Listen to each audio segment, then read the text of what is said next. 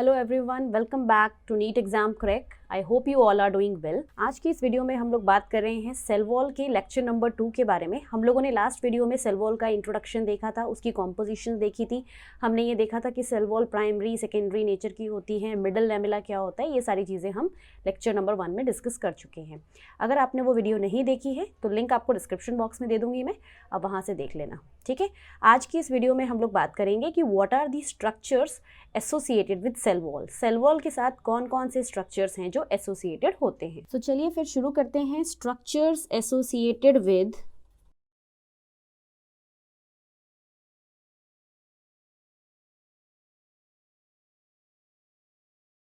Cell wall, ठीक है। This is the heading, structures associated with cell wall.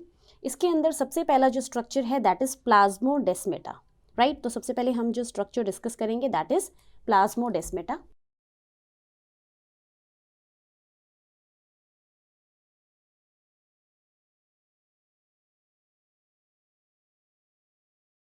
So plasmodesmata में सबसे पहले देखिए कि this structure was discovered by Strasburger.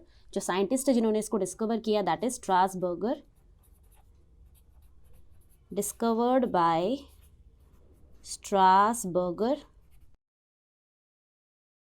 Plasmodesmata को हम एक और टर्म से बोलते हैं कि it is the intercom system of cell.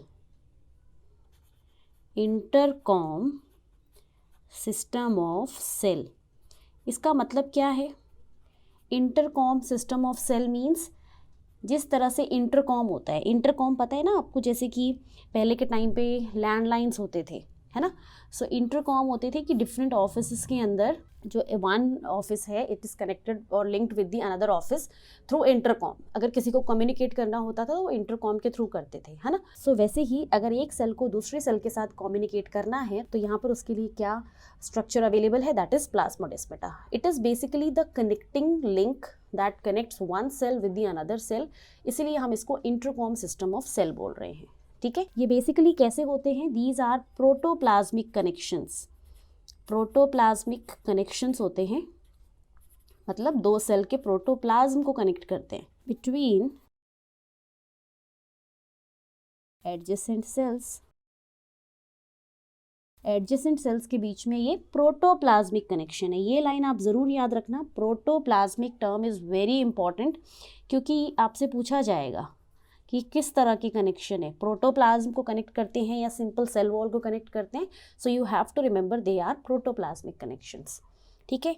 Next है कि जो भी प्लाज्मोडेस्मेटा है it develops a living system. ये एक लिविंग सिस्टम है, मतलब यहाँ पे जो भी पार्ट्स हैं वो सब लिविंग है, डेड नहीं है। जैसे कई बार होता है ना, डेड पार्ट से भी मटेरियल का एक्सचेंज हो जाता है, कोई टनल टाइप कोई चीज़ होती है या कुछ ऐसे चैनल्स होते हैं जो डेड होते हैं, उनसे मटेरियल का एक्सचेंज हो रहा है, उस तरह का ये नहीं है। It is a living system, ठीक है। तो हम यहाँ पे लिखेंगे इट डेवलप्स सिम्प्लास्टिक सिस्टम। ये टर्म भी पूछा जाता है नीट में।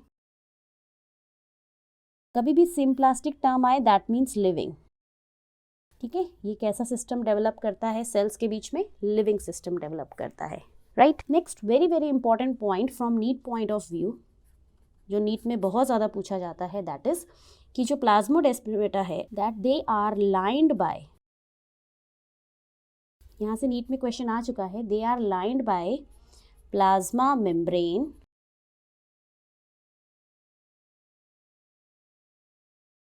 and contains a tubular structure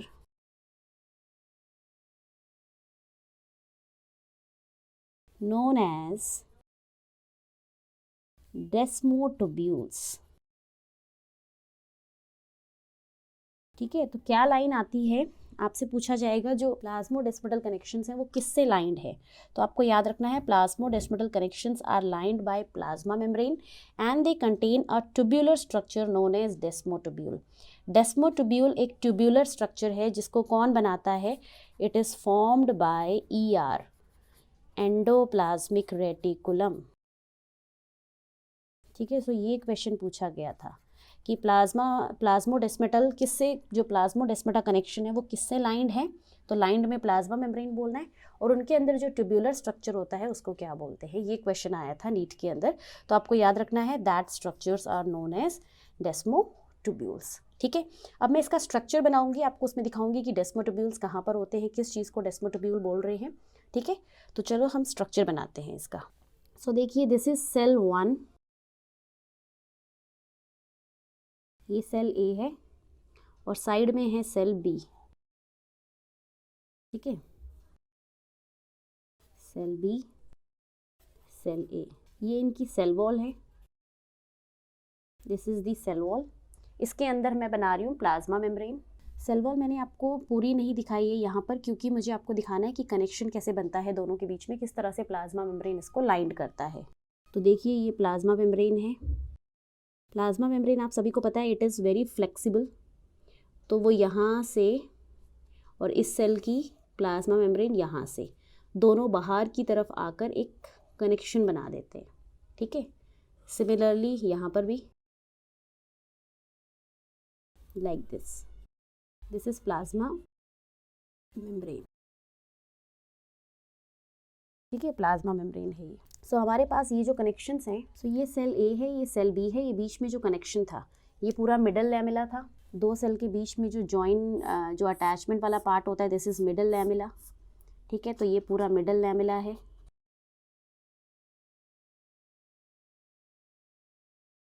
ये हम लास्ट वीडियो में देख चुके हैं मिडल लैमेला क्या होता है। यहाँ पर इस सेल का न्यूक्लियस है। ठीक है, दिस इज द न्यूक्लियस। यहाँ पर this is the nucleus of cell B. इसमें जेनेटिक मटेरियल है, क्रोमैटिन। न्यूक्लियस के जस्ट साइड में जो ऑर्गेनल होता है दैट इज ER। इसके जस्ट साइड में एंडोप्लाज्मिक रेटिकुलम है, इस तरह से। अब ये एंडोप्लाज्मिक रेटिकुलम क्या करता है, ये कुछ ट्यूब्यूलर स्ट्रक्चर्स बनाता है। ठीक है, जो ट्यूब्यूलर स्ट्रक्चर्स इस पूरे प्लाज्मोडेस्माटल कनेक्शन को क्या करते हैं, लाइन करते हैं। ठीक है, फिर यहाँ से ये इसका ER होगा। सो दिस इज एंडोप्लाज्मिक रेटिकुलम, जो मैंने आपको ऑरेंज कलर में दिखाया है, एंडोप्लाज्मिक रेटिकुलम। दोनों सेल्स का अपना अपना एंडोप्लाज्मिक रेटिकुलम है, इसमें दोनों सेल के ER कंट्रीब्यूट करते हैं। ठीक है, सो ये क्या है कि ये न्यूक्लियस था, ये न्यूक्लियस था, इनके ER ने यहाँ पर इलोंगेट होके दोनों तरफ से ये जो प्लाज्मोडेस्माटल कनेक्शन था पूरा, ये जो पूरा इतना कनेक्शन था उसको लाइंड अप कर दिया। ठीक है, इसमें बहुत सारी वेसिकल्स वगैरह होंगी, क्योंकि आपको पता है ER फंक्शन करता है तो बहुत सारी लिपिड्स प्रोटीन्स बनाता है ना। Smooth endoplasmic reticulum, rough endoplasmic reticulum. तो यहाँ पर जो भी मटेरियल का एक्सचेंज होगा अब। ठीक है, सो बेसिकली ये क्यों है, ये इसको हम डेस्मोटुब्यूल बोलते हैं। ये जो पूरा स्ट्रक्चर दिख रहा है इसी को डेस्मोटुब्यूल बोला जाता है। सो डेस्मोटुब्यूल किससे बना हुआ है, ER से बना हुआ है, एंडोप्लाज्मिक रेटिकुलम से, है ना। और ये क्यों है, ये देखो, ये प्लाज्मा मेम्ब्रेन है ब्लू वाली, this is plasma membrane. Plasma membrane इस पूरे प्लाज्मोडेस्माटा को लाइंड अप कर रही है ना, लाइनिंग दे रही है, देखो दोनों तरफ से लाइनिंग दे रही है, और इसके अंदर एक ट्यूबुलर स्ट्रक्चर प्रेजेंट है जिसको डेस्मोटुब्यूल बोलते हैं। Now what is the need for this desmotubule. इस डेस्मोटुब्यूल की नीड ये है कि जब कभी कभार क्या होता है, ये जो पाथवे है, ये पूरा प्लाज्मोडेस्माटा है दो सेल्स के बीच में, कभी कभार ये पूरी तरह से बंद हो जाता है। ठीक है, तो इसीलिए हमने इसको क्या करा है, इसके बीच में हमने ट्यूबुलर स्ट्रक्चर को, मतलब सेल ने इसके बीच में ट्यूबुलर स्ट्रक्चर डेवलप कर लिया है ताकि ये हमेशा इंटैक्ट रहे, खुला रहे, बंद ना हो। ठीक है, और जो भी मटेरियल का एक्सचेंज होगा, जैसे सपोज करिए this is the material to be transported, ये कोई भी चीज़ है, प्रोटीन है, लिपिड है, इसको ट्रांसपोर्ट करना है, तो इसका जो डायरेक्शन होगा ट्रांसपोर्ट का, वो साइड में जो स्पेस है वो यहाँ से इस सेल के अंदर आएगा, लाइक दिस। ठीक है, सिमिलरली किसी भी चीज़ को जाना है यहाँ से, तो वो इस तरह से, ये जो गैप्स आपको दिख रहे हैं, इन गैप्स के थ्रू इस सेल में पहुँच जाएगा। सो डेस्मोटुब्यूल का काम था to make this connection intact, so that ये बंद ना हो, ये हमेशा खुला रहे और पाथ हमेशा बना रहे, जिससे मटेरियल एक्सचेंज होता रहे। ठीक है। सो इस स्ट्रक्चर को, इस कनेक्शन को हम लोग बोलते हैं plasmodesmatal connection. So this is the structure of plasmodesmata, right. This is the structure of plasmodesmata. तो आपसे पूछेंगे इट इज लाइंड बाय, तो इट इज लाइंड बाय किससे है? It is lined by plasma membrane, और इसके अंदर जो ट्यूब्यूलर स्ट्रक्चर है उस ट्यूब्यूलर स्ट्रक्चर को हम बोलते हैं डेस्मोट्यूब्यूल, ठीक है। ये चीज़ आप याद रखना। तो ये तो था पहला structure which is associated with cell wall. Now coming to second structure associated with cell wall, that is pits, ठीक है, पिट्स हैं वो। So second structure associated with cell wall is pits. So pits basically कुछ unthickened areas होते हैं जहाँ पर secondary cell wall laid down नहीं होती है, उन अनथिकेंड एरियाज को हम पिट्स बोलते हैं, ठीक है। तो देखो आपको ये पता होना चाहिए, हमारे पास cell wall, primary cell wall है, सेकेंडरी सेल वॉल है ना। तो कुछ कुछ प्लेसेस ऐसी होती है, देखो प्राइमरी सेल वॉल जो होती है वो तो क्या है, अर्ली ग्रोथ, अर्ली फेज में आती है, when plant is young, when cell is young, उस टाइम पे आने वाली सेल वॉल होती है प्राइमरी सेल वॉल। बट जैसे जैसे सेल मैच्योर होता जाता है प्राइमरी सेल वॉल डिमिनिश हो जाती है, वैनिश आउट हो जाती है, रिमूव हो जाती है, या आप बोल सकते हो डिसअपियर हो जाती है, एंड उसकी जगह पे कौन ऑक्यूपाई कर लेता है उसकी जगह को, सेकेंडरी सेल वॉल, ठीक है। सो माई पॉइंट इज कि जो सेकेंडरी सेल वॉल है वही मिलेगी when plant become mature, when plant become functional. Primary तो बाद में डिसअपियर हो जाती है। तो कभी कभार क्या होता है, सेल के अंदर, प्लांट सेल के अंदर हर जगह पे सेकेंडरी सेल वॉल की डिपोजिशन नहीं होती, कई कई जगह पे सेकेंडरी सेल वॉल एब्सेंट होती है। उन्हीं अनथिकेंड एरियाज को हम पिट्स बोलते हैं, और वो पिट्स भी मटीरियल एक्सचेंज करने का या ट्रांसपोर्ट करने का ही काम करती है, ठीक है। सो हम लिखेंगे cell wall is not uniform, is not uniform in thickness throughout, मतलब हर जगह पर एक जैसी थिकनेस नहीं होती। सेल वॉल एक जैसी नहीं है, प्लांट्स की जो सेल वॉल है that is not uniform. Why? Because at certain places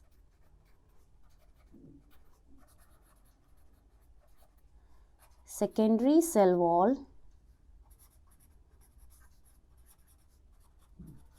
is not laid down, is not laid down, मतलब कहीं कहीं पर सेकेंडरी सेल वॉल की डिपोजिशन ही नहीं होती, ठीक है। उन अनथिकेंड एरियाज को, such unthickened areas are known as pits. Such unthickened areas जहाँ पर सेकेंडरी सेल वॉल की थिकनिंग नहीं है को हम बोलते हैं pits. And pits always occur in pair, always occurs in pair, ठीक है। पेयर में क्यों? क्योंकि जिस सेल में पिट है उसके सामने वाले सेल में, एडजेसेंट सेल में भी पिट होना चाहिए, तभी तो वो फंक्शन कर पाएंगे, तभी तो एक सेल से दूसरे सेल में मटेरियल का एक्सचेंज हो पाएगा। अगर पिट सिर्फ एक ही सेल के पास हुई, दूसरे के पास हुई नहीं, तो फिर वो कैसे फंक्शन करेंगे, ठीक है। तो ये चीज़ आपको याद रखनी है। नाउ जो पिट्स होती हैं वो दो तरह की होती हैं हमारे पास। Pits are of two type,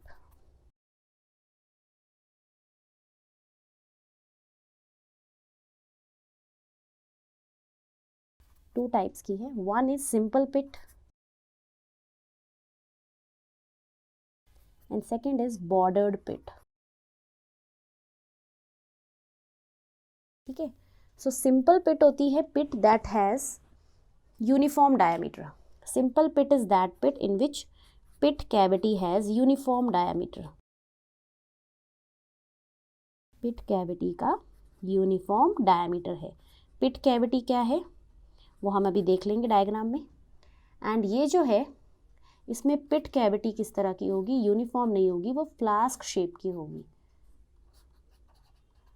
flask shaped, ठीक है। इट इज़ वेरी कॉमन, ये तो हर जगह पे मिल जाती है। But this bordered pit is found in tracheids.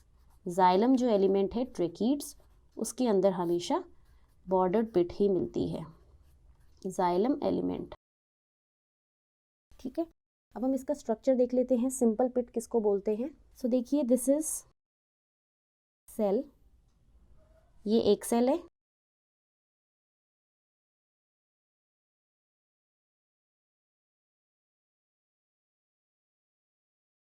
और ये दूसरा सेल है, ठीक है। So this is the primary cell wall. ये प्राइमरी 1 डिग्री सेल वॉल है जो ब्लैक में मैंने बनाई है, ठीक है। मैंने इसमें गैप्स क्यों दिखाए ताकि हम पिट्स को बहुत क्लियरली देख सके। इसके अंदर है सेकेंडरी सेल वॉल। तो सेकेंडरी सेल वॉल की तो डिपोजिशन होती है काफ़ी अच्छे से। So this is secondary cell wall की डिपोजिशन। ये सब सेकेंडरी सेल वॉल है ब्लू वाली, ठीक है। अंदर पूरा साइटोप्लाज्म होगा, प्लाज्मा मेम्ब्रेन होगा। ये एक सेल है, ये दूसरा सेल है, इसमें ये सेकेंडरी सेल वॉल की डिपोजिशन है। तो आप देख सकते हो कुछ कुछ प्लेसेस पे at this point secondary cell wall is not laid down. Primary cell wall तो होती है, मैंने ब्लैक वाला इसलिए नहीं बनाया क्योंकि primary cell wall at maturity पे डिमिनिश हो जाती है, तो वो डिसअपीयर हो जाएगी, ठीक है। सो यहाँ पर आप चाहो तो बना भी सकते हो, यहाँ पे आप इस पूरे ब्लैक को कंप्लीट कर सकते हो, but you know very well कि जो प्राइमरी सेल वॉल है वो एट मैच्योरिटी डिमिनिश हो जाएगी। तो उस टाइम पे क्या होगा, ये एरिया खाली रह जाएगा, है ना, क्योंकि सेकेंडरी सेल वॉल तो यहाँ पर है नहीं, this part is not present. So इन अनथिकेंड एरियाज़ को हम क्या बोलते हैं, पिट। यही वाले अनथिकेंड एरिया जो है पिट।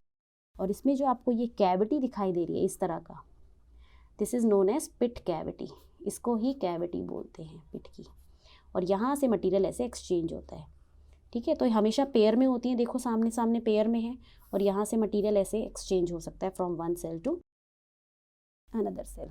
तो यहाँ पर पिट कैविटी जो है इनका डायमीटर यूनिफॉर्म है बिल्कुल, ठीक है, यूनिफॉर्म डायमीटर की है, कोई किसी में फ़र्क नहीं है। जबकि बॉर्डर्ड पिट में कंडीशन इज समवॉट डिफरेंट, ठीक है। और यहाँ तो आपको पता है 2 सेल्स के बीच में मिडल लैमेला मिलेगा हमेशा, ये तो मिडल लैमेला है ही, this is middle lamella, ML लिख दिया है मैंने, ठीक है। बॉर्डर्ड पिट देख लेते हैं किस तरह की होती है। सो बॉर्डर्ड पिट जो है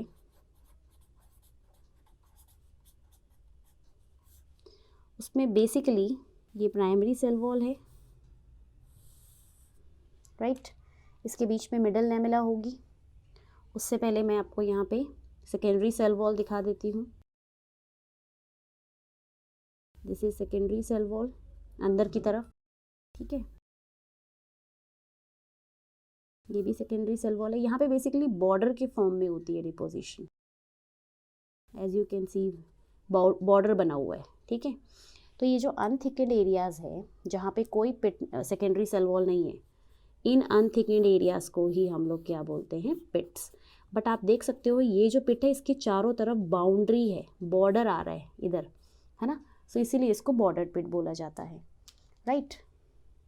इसको आप और दिखाना चाहते हैं तो इस तरह से दिखा सकते हैं।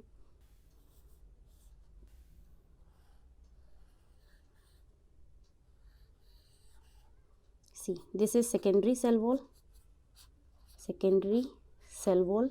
ब्लैक वाली जो है that is primary cell wall. ये सेल A है, ये सेल B है, और ये है इनके बीच में पिट। ये अनथिकेंड एरियाज़ है ना, इनको पिट्स बोलते हैं। सो इतना एरिया पिट है, और पिट के देखो चारों तरफ बॉर्डर है, तो इसीलिए इसको हम लोग क्या बोलते हैं, बॉर्डर्ड पिट। ये भी हमेशा पेयर में होती है। नेक्स्ट हम लोग यहाँ पे डिस्कस कर लेंगे what are the functions of cell wall. Cell wall के फंक्शंस क्या क्या हैं, ठीक है। जो सेल सरफेस स्ट्रक्चर्स थे वो हम डिस्कस कर चुके हैं। One is plasmodesmata, another one is pit, वो दोनों हमने डिस्कस कर लिए हैं। अब हम देख लेते हैं सेल वॉल के फंक्शंस क्या हैं। तो आप सबको पता है सेल वॉल का जो फंक्शन है। हाँ, और एक चीज़ और यहाँ पे ध्यान देना आप लोग कि ये मैंने बताया था आपको कि जो पिट कैविटी है वो फ्लास्क शेप की है। तो आप बहुत क्लियरली देख सकते हो पिट कैविटी बिल्कुल ऐसे है ना। तो फ्लास्क शेप ही तो हो गया, ये फ्लास्क शेप हो गया। यहाँ पर उतना क्लियरली नहीं दिख रही आपको, बट अगर आप देखना चाहोगे तो आपको बिल्कुल वैसी ही दिखाई देगी, ठीक है, flask shape.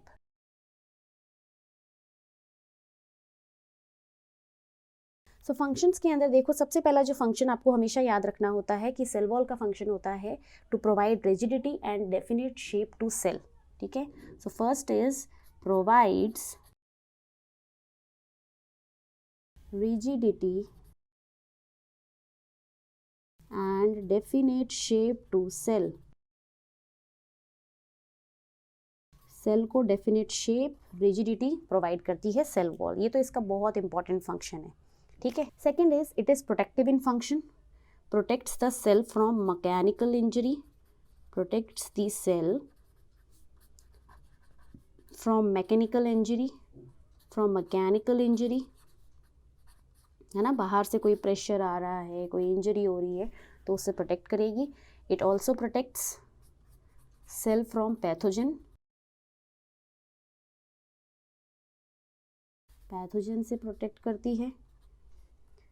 Next is it is freely permeable, ये भी इसका फंक्शन है। It is freely permeable, it will allow everything to pass through, everything to pass through it, ठीक है, किसी भी चीज़ को रोकती नहीं है, हर चीज़ को अलाउ करती है टू पास थ्रू इट।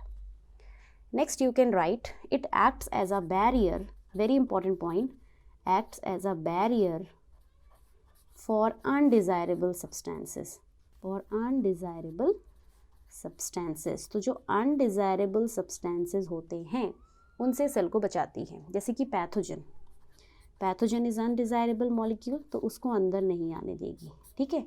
वैसे ये फ्रीली परमिएबल है, but for certain molecules, toxic molecules वगैरह के लिए ये कैसी होती है, इम्परमिएबल, उनको बिल्कुल भी अलाउ नहीं करती है to get entry into the cell, ठीक है। सो ये सारा कुछ है सेल वॉल के बारे में। आज की वीडियो में हमने ये डिस्कस किया है कि कौन कौन से स्ट्रक्चर्स हैं जो सेल वॉल के साथ एसोसिएटेड होते हैं। लास्ट वीडियो में मैंने आपको पहले भी बताया था, हम डिस्कस कर चुके हैं पूरा detail structure about the cell wall, primary cell wall, secondary cell wall, middle lamella, उनकी कॉम्पोजिशन, ठीक है। और हम लोगों ने एक क्वेश्चन भी डिस्कस किया था जो हमारी वीडियो थी लास्ट। लास्ट वीडियो में मैंने आपको एक क्वेश्चन दिया था कि जो फ्रूट्स होते हैं, why fruit set soften when they are ripened, है ना। सो उस क्वेश्चन का जो आंसर है, why fruit set soften, why, question था why fruits set soften when ripened. So basic चीज़ ये है कि फ्रूट्स क्यों सॉफ्ट हो जाते हैं, उसका रीज़न ये है because at the time of ripening जो मिडल लैमेला है वो किसकी बनी हुई थी, calcium and magnesium pectate. That pectate will get dissolve due to the action of pectinase enzyme, और वो उसको फिर सॉफ्ट बना देती है, ठीक है। So why fruit set soften when ripen, because fruit set soften when ripen due to dissolution. तो इसका आंसर है due to dissolution, dissolution means dissolve, middle lamella by the action of या by the activity of pectinase enzyme, ठीक है। Pectinase enzyme आप लोगों ने सुना हुआ है। पैक्टिनेज एंजाइम क्या करती है, ये ब्रेक डाउन करवा देती है ऑफ पैक्टिन, जो कि या फिर आप पैक्टेट बोल सकते हो, जो कि मिडल लैमेला में था, कैल्शियम एंड मैग्नीशियम पैक्टेट, उसको डिज़ोल्व करवा देगी। जब वो डिज़ोल्व होगा तो जेली बनेगी, जेली लाइक सब्सटेंस फॉर्म होगा आफ्टर देयर डिसोल्यूशन, और उसी की वजह से जो फ्रूट्स हैं वो सॉफ्ट हो जाते हैं, ठीक है। तो this is the answer for that question.